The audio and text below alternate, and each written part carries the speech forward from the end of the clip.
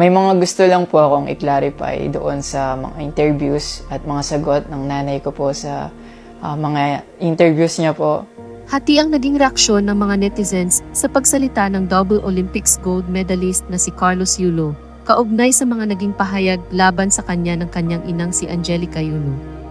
Lumalabas na pera at ang kasintahan nitong si Chloe ang mga rason ng kanilang hindi pagkakasundo.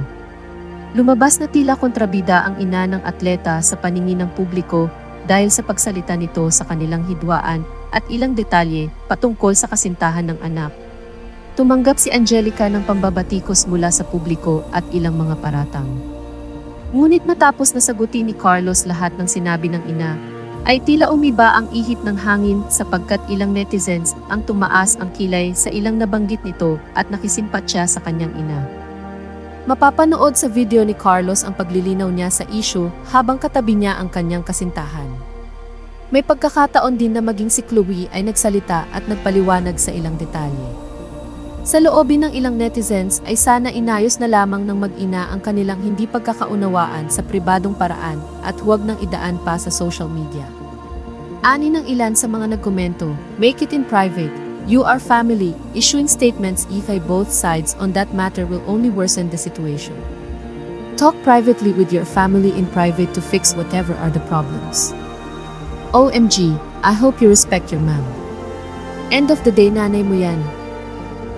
So sad. Okay na sana when he said in public na stop attacking his mom. Then nag-usap na lang sana sila in private. Don't go into details like this na. After all, mas matimbang pa rin ang pamilya regardless of ano ang maging issue nila.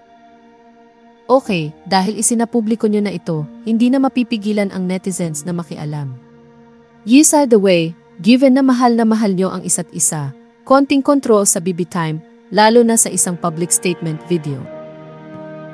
Ilang netizens naman ang nagtanggol sa gold medalist at nagsabing kailangan nitong ipaliwanag ang kanyang panig dahil nauna nang naglabas ng pahayag sa publiko ang ina nito.